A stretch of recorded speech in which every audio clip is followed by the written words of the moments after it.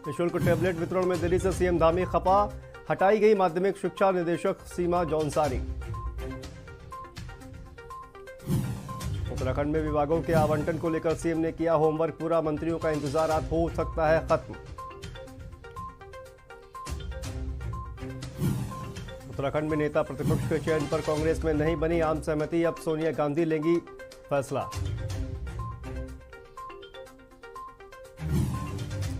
जनता की जेब पर महंगाई की मार, 8 दिन में 7वीं बार बढ़े तेल के दाम, पेट्रोल की कीमतों में 78 पैसे तो डीजल के दाम में 65 पैसे की बढ़ोतरी। उत्तराखंड में अगले 4 दिन सूखा रहेगा मौसम, पारे में आ सकता है और उछाल।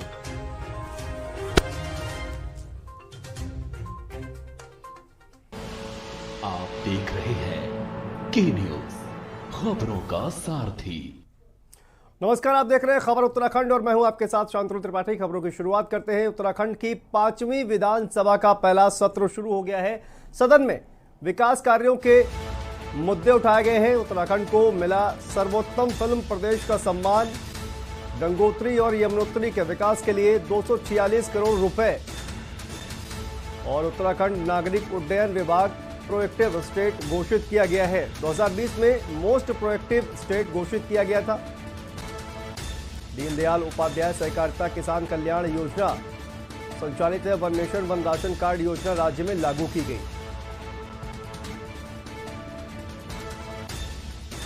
ये बड़ी खबर इस वक्त उत्तराखंड से सामने आ रही है। विधानसभा का पहला सत्र शुरू हो गया है और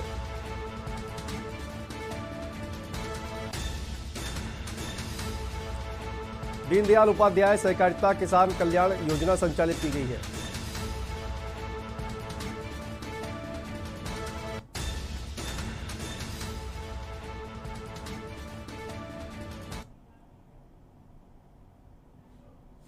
अब आपको सीधा देहरादून लिए चलते हैं, जहां पर विधानसभा सत्र शुरू हो गया है और राज्यपाल का अभिभाषण शुरू हो गया। ये सुनते हैं।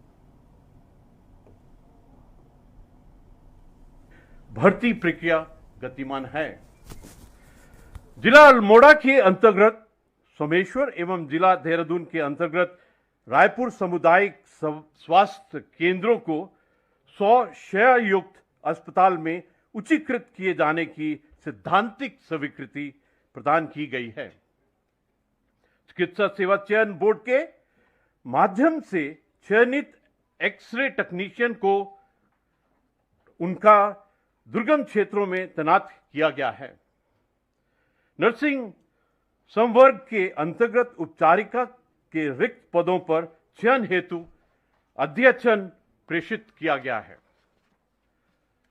आयुष चिकित्सा पद्धति की उन्नति के लिए सरकार निरंतर प्रयासरत है तथा राज्य के समस्त जनमानस को सुलभ एवं दुष्परिणाम रहित चिकित्सा पद्धति उपलब्ध करा रही है।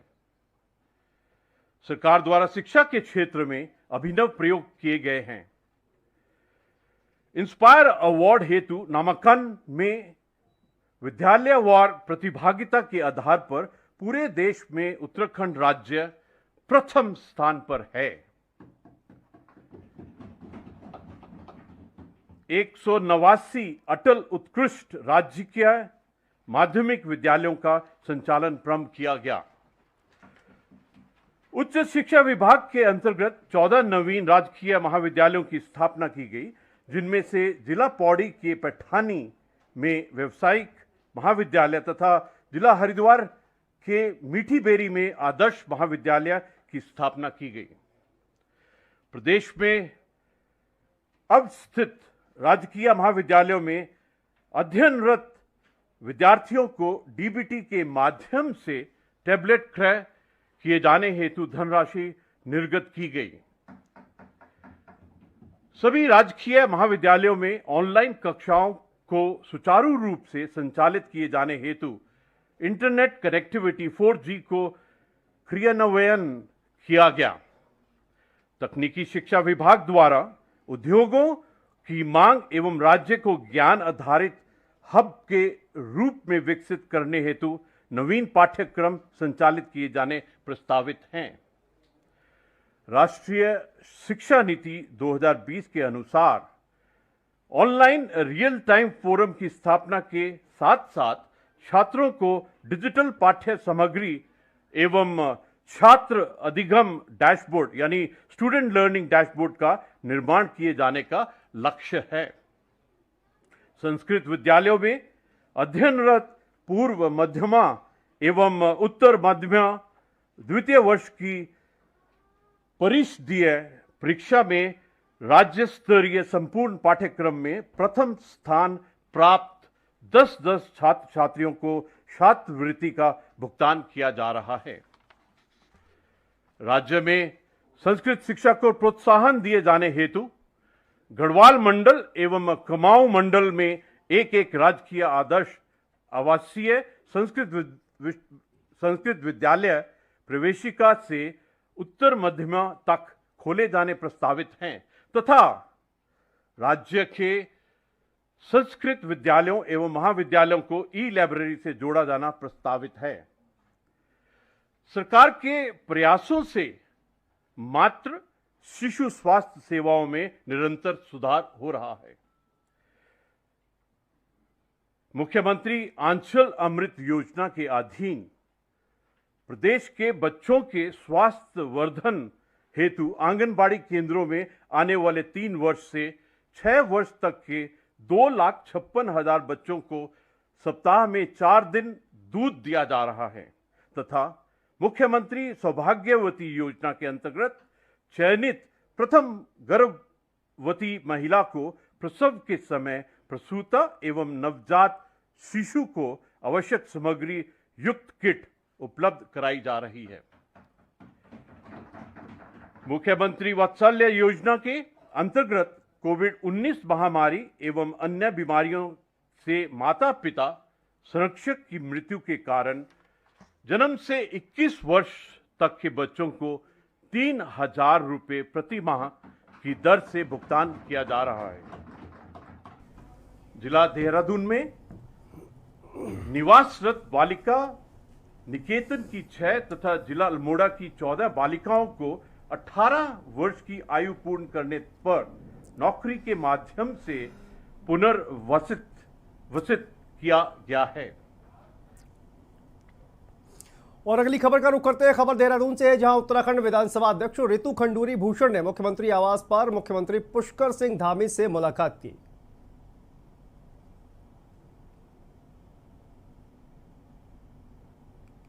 तो मुख्यमंत्री पुष्कर सिंह धामी से मुलाकात की है विधानसभा अध्यक्ष रितु खंडूरी ने। तस्वीरें ये पुष्कर सिंह धामी से मुलाकात करने के लिए पहुंची थी विधानसभा अध्यक्ष रितु खंडूरी। और खबर नैनीताल से है, जहां अल्मोड़ा भवाली हाईवे स्थित निगलाट ग्राम सभा की निजी भूमि में बोरिंग करने को लेकर निगलाट के ग्रामीण जिला मुख्यालय पहुंचे हैं। नैनीताल कलेक्ट्रेट में ग्राम प्रधान पंकज निगलटिया ने एसडीएम से मुलाकात कर बोरिंग से ग्रामीण क्षेत्र में जल स्रोत सूखने और अस्तित्व खत्म होने के संबंध में ज्ञापन दिया। वहीं ग्राम प्रधान का कहना है कि मल्ला निगलाट के ग्रामीणों की अनुमति के बिना बोरिंग की अनुमति दी गई है। ग्रामीणों से पूर्व में कोई अनापत्ति नहीं ली गई, जबकि इस जल स्रोत से गांव के 350 परिवार पानी भरते हैं। बोरिंग से जल स्रोत के अस्तित्व पर खतरा है।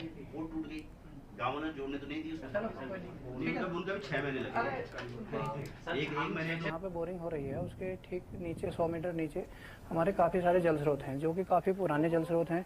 इसमें से निरंतर वहाँ के स्थानीय लोग पानी पी रहे हैं और वो हमारी एक धरोहर है। और बोरिंग उसके ऊपर होने से हमको यह है कि वो वहाँ का पानी जल स्तर कम होगा, तो इसलिए ग्रामीणों का पूरा विरोध है कि हम इसको बोरिंग नहीं होने देंगे। हम प्रशासन से ये चाह रहे हैं कि जो उन्होंने उनको अनुमति दी है उस अनुमति को स्थगित करें। लालकुआं गोला नदी को सोने की खान के नाम से जाना जाता है और इस नदी में काम करने वाले मजदूर यूपी, बिहार, उत्तर प्रदेश से आते हैं और गोला नदी में सुबह से शाम तक रेता बजरी निकालने का काम करते हैं और इन गाड़ियों को भरते हैं और उत्तराखंड सरकार को करोड़ों रुपए का राजस्व रोजाना देते हैं। फिर भी इन मजदूरों की अनदेखी ऐसी कि हर साल लगातार की जाती है। ये गोला नदी 5 महीने चलती है और बरसातों में बंद हो जाती है, तब तक सरकार का खजाना लबालब भर जाता है।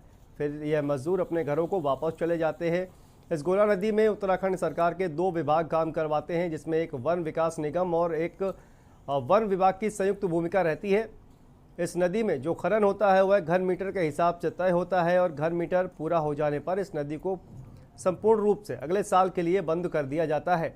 इस नदी की देखरेख डीएम के हाथ में होती है। जाड़े के दिनों में जब गोला नदी में खनन का काम शुरू होता है तब इन गरीबों को गरीबी रेखा वाला एक एक कंबल पकड़ा दिया जाता है और ठंडी से बचने के लिए लकड़ी भी दी जाती है, पर वह भी नहीं मिलती है। ऐसे में इन मजदूरों की अनदेखी कब तक होगी और कब तक इनके हाथ और पैरों में छाले पड़ते रहेंगे और विभाग अपना खजाना ऐसे ही भरता रहेगा। व्यवस्था नहीं है, नहीं कोई देखने वाला, नहीं कोई व्यवस्था। छोटे छोटे बच्चे हैं, क्या फायदा है इस नदी में? अगर सरकारी नदी है, प्राइवेट होती तो भी सही। सरकारी में तो सुविधा सारी होती है, नहीं होती है, इसमें तो कोई भी सुविधा नहीं है। बच्चे आपके संगी आते हैं दिन भर? बच्चे संगी रहते हैं, कोई रोकने वाला नहीं। छोटे छोटे बच्चे हैं, ले आते हैं, खिलाते हैं इनको। घर में उनको कोई देखने वाला नहीं है? घर में कोई देखने वाला नहीं। घर में छोड़े आए तो क्या पता गाड़ी चल रही है, चोट भी लग सकती है, फिर यहाँ कौन इलाज कराएगा? कोई पैसा देता है यहाँ का? और अगली खबर उत्तरकाशी से है, जहां लाइफलाइन कहे जाने वाले जोशियाड़ा और मुख्य शहर जोशियाड़ा को जोड़ने वाले पुल पर अवैध रूप से हो रही डंपिंग से पुल को खतरा पैदा हो गया है। 2013 की बाढ़ के बाद बने इस पुल के दोनों तरफ लोग मकानों का मलबा डाल रहे हैं, जिससे इसकी सपोर्टिंग वायर गलने के कगार पर आ गई है। इसके कारण यहाँ के स्थायी निवासी काफ़ी नाराज है और संबंधित विभाग के खिलाफ आंदोलन के मूड में है। वहीं विभागीय अधिकारी अन्य विभागों को इसके लिए जिम्मेदार ठहरा रहे हैं। अधिशासी अभियंता लोक निर्माण विभाग का कहना है कि इसके लिए नगरपालिका एवं एनजीटी जिम्मेदार है। वहीं नगरपालिका का कहना है कि पुल लोक निर्माण विभाग का है और उसके रखरखाव की जिम्मेदारी भी उन्हीं की है।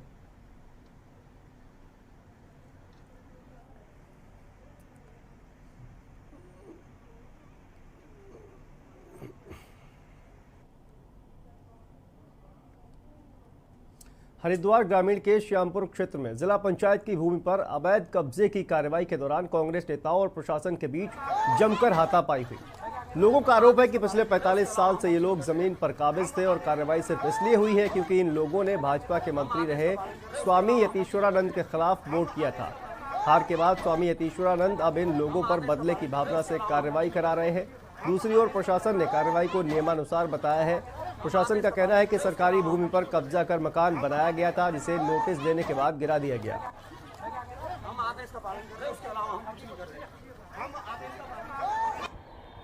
एक गरीब परिवार जो पिछले 45-50 वर्षों से रह रहा था, उस परिवार के खिलाफ भारतीय जनता पार्टी के विधायक जो रहे थे पहले स्वामी यतीश्वरानंद, जब से वो चुनाव हारे हैं और कांग्रेस पार्टी वहाँ जीती है, जिन लोगों ने कांग्रेस को वोट दिया उनके खिलाफ एक दुर्भावना और द्वेष रखते हुए उनके खिलाफ कार्रवाई की जा रही है। शनिवार को जिला पंचायत की तरफ से एक नोटिस जारी होता है कि आप लोगों का ये जो मकान है जिला पंचायत की ज़मीन में है और उनका कोई भी उनसे उनका पक्ष ना रख दिया जाए। कल अगले दिन इतवार की छुट्टी थी और सोमवार में अचानक सुबह 10 बजे भारी पुलिस बल के साथ जिलाधिकारी और जिला पंचायत के अधिकारी, तहसीलदार और जिला पंचायत के अधिकारी पूरे अमले जमले के साथ वहाँ पहुँचते हैं और उस गरीब के घर को ध्वस्त कर देते हैं। हम आदेश का पालन कर रहे हैं, उसके अलावा हम कुछ नहीं कर रहे। ये तस्वीरें देख रहे हैं आप, किस तरह से जिला पंचायत की भूमि पर अवैध कब्जे का प्रशासन की बात कर रहा है और लोगों के साथ, लोगों के 45 साल से यहाँ पर रह रहे हैं, इस तरह की बात सामने आ रही है। जिला पंचायत की भूमि पर अवैध कब्जा, जिसको लेकर प्रशासन की कार्रवाई हुई है, लेकिन विपक्ष के जो नेता है, कांग्रेसी नेता है, वो प्रशासन पर आरोप लगा रहे हैं कि ये कार्रवाई बदले के स्वरूप की जा रही है। लगातार आप देख रहे हैं किस तरह से बुलडोजर चलता हुआ दिखाई दे रहा है और जिला पंचायत की भूमि पर ये कब्जे को आज़ाद कराया जा रहा है और इस कार्रवाई पर अब राजनीति भी शुरू हो गई है। विपक्ष ने इस पर निशाना साधना शुरू कर दिया है और विपक्ष इस पर भारतीय जनता पार्टी पर आरोप लगा रहा है और भारतीय जनता पार्टी के नेताओं के इशारे पर इस कार्रवाई को किए जाने की बात कह रहा है। और तस्वीरों में देख सकते हैं आप किस तरह से जो बुलडोजर है वो चल रहा है और अवैध कब्जे को हटाया जा रहा है। प्रशासन कह रहा है कि ये कार्रवाई नियमानुसार हो रही है, लेकिन विपक्ष जो है इस पर अब भारतीय जनता पार्टी के नेताओं पर आरोप लगा रहा है। हम आदेश का पालन कर रहे हैं, उसके अलावा हम कुछ नहीं कर रहे। हम आदेश का पालन कर रहे हैं, उसके अलावा हम कुछ नहीं कर रहे। हम आदेश का पालन कर रहे हैं, उसके अलावा हम कुछ नहीं कर रहे। और इसी बीच देहरादून से बड़ी खबर सामने आ रही है। आपको बता दें कि देहरादून से बड़ी खबर सामने आ रही है। कांग्रेस विधायक अनुपमा रावत धरने पर बैठ गई हैं। देहरादून से ये खबर सामने आ रही है। कांग्रेस विधायक अनुपमा रावत धरने पर बैठ गई हैं। बढ़ती महंगाई के खिलाफ विरोध करने के लिए धरने पर बैठी हुई हैं अनुपमा रावत, और हाथ में बैनर लेकर धरना प्रदर्शन किया है। तो ये देहरादून से खबर सामने आ रही है। कांग्रेस के विधायक धरने पर बैठ गई हैं। गैस सिलेंडर के बढ़ते दामों के खिलाफ प्रदर्शन किया जा रहा है। और ये तस्वीरें देखिए आप। और भाजपा का आमजन को इनाम है। ये पेट्रोल डीजल गैस सिलेंडर के दाम जो है वो बढ़ गए हैं। तो भारतीय जनता पार्टी पर किस तरह से देखिए निशाना। कांग्रेस पार्टी की जो विधायक है अनुपमा रावत धरने पर बैठ गई है। भाजपा का आम जन को ये इनाम है। तो सरकार पर हमला बोलते हुए नजर आ रहे हैं विपक्ष के जो नेता है। और बाकायदा बैनर में देखिए आप पेट्रोल डीजल के और गैस सिलेंडर के दाम भी इस पर लिखे दिखाई दे रहे हैं। और इसी खबर पर हमारे साथ संवाददाता दानिश अली जुड़ गए हैं। दानिश, अनुपमा रावत धरने पर बैठ गई है महंगाई को लेकर, क्या है ये पूरी खबर?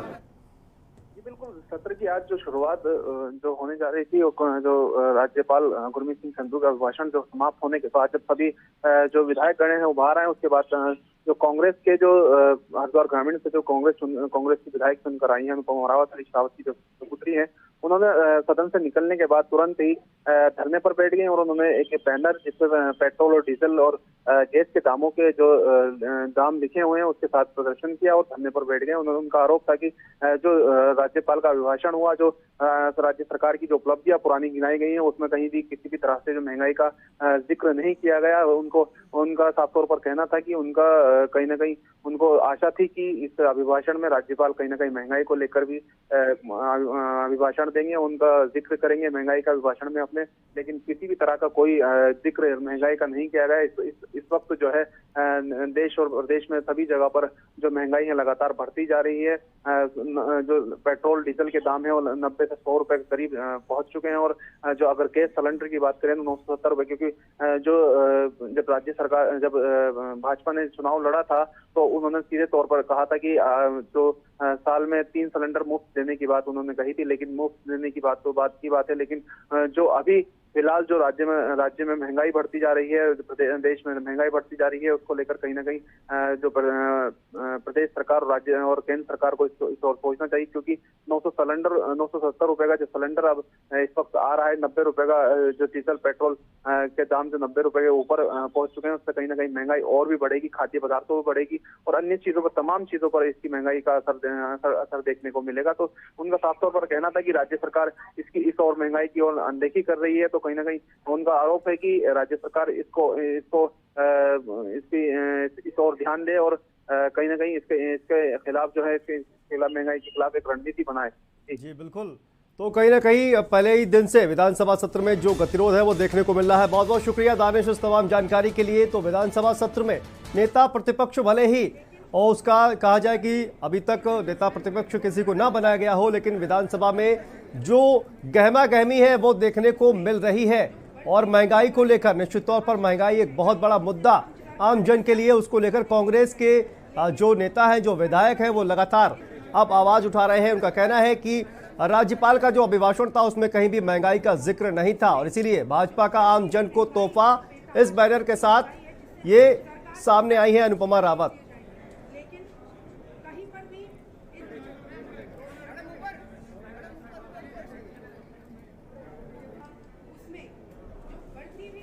यहां पर रुकते हैं छोटे से ब्रेक के लिए। ब्रेक के बाद फौरन हाजिर होते हैं। आप देख रहे हैं के न्यूज, खबरों का सारथी। जुबान के लिए उड़ चला गैरों की ज़मीं पर, खुशबू अपने पन की ढूंढता और दूर कितना भी जा, इस जुबान से दूर ना जा पाओगे। विमल, बोलो जुबान केसरी।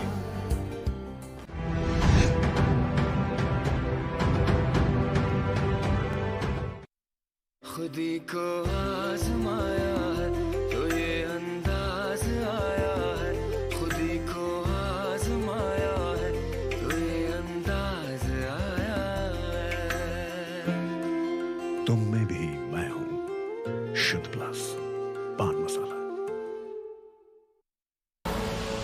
आप देख रहे हैं के न्यूज, खबरों का सारथी।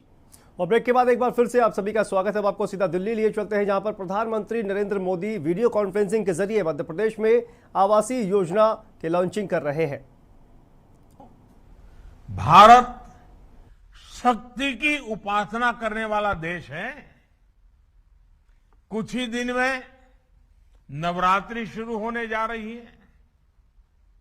हमारी देवियां दुश्मनों का संहार करने वाली हैं, अस्त्र शस्त्रों की उपासक रही है। हमारी देवियां ज्ञान, कला, संस्कृति की प्रेरणा है। 21वीं सदी का भारत उन्हीं से प्रेरणा लेते हुए खुद को भी और अपनी नारी शक्ति को भी सशक्त करने में जुटा है। प्रधानमंत्री आवास योजना इसी अभियान का एक अहम हिस्सा है। पीएम आवास योजना के तहत जो घर बने हैं, उनमें से करीब करीब 2 करोड़ घरों पर मालिकाना हक महिलाओं का भी है। इस मालिकाना हक ने घर के दूसरे आर्थिक फैसलों में भी महिलाओं की भागीदारी को मजबूत किया है। ये अपने आप में दुनिया की बड़ी बड़ी यूनिवर्सिटियों के लिए एक अध्ययन का विषय है, केस स्टडी का विषय है, जो मध्य प्रदेश की यूनिवर्सिटी द्वारा भी जरूर किया जाना चाहिए। भाइयों और बहनों, महिलाओं की परेशानी को दूर करने के लिए हमने हर घर जल पहुंचाने का बीड़ा भी उठाया है। बीते 2.5 साल में इस योजना के तहत देश भर में 6 करोड़ से अधिक परिवारों को शुद्ध पेयजल कनेक्शन मिल चुका है। योजना के शुरू होने के समय मध्य प्रदेश में 13 लाख ग्रामीण परिवारों के घर में पाइप से पानी आता था। आज 50 लाख परिवारों तक पाइप से पानी पहुंचाने के पड़ाव के हम बहुत ही निकट हैं। हम मध्य प्रदेश के हर ग्रामीण परिवार तक पाइप से पानी पहुंचाने के लिए प्रतिबद्ध हैं। साथियों, आज मैं मध्य प्रदेश समेत देश के उन सभी गरीबों को आश्वस्त करना चाहता हूं कि घर बनाने का अभियान तेज गति से चल रहा है। अभी भी कुछ लोगों तक पक्का घर नहीं मिला है, मुझे इसका पूरा पता है। और मैं आपको कहने आया हूं, इस वर्ष के बजट में पूरे देश में 80 लाख से अधिक घर बनाने के लिए पैसे आवंटन करने का, राशि का प्रावधान किया गया है। इनमें से मध्य प्रदेश के भी लाखों परिवारों को लाभ होना आता है।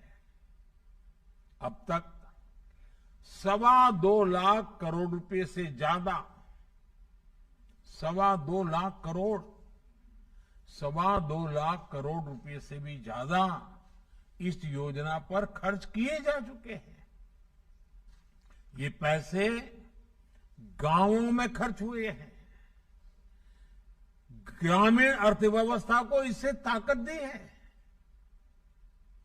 जब एक घर बनता है तो ईंट, बालू, सरिया, सीमेंट, घर बनाने वाले श्रमिक, सब कुछ स्थानीय ही तो होता है।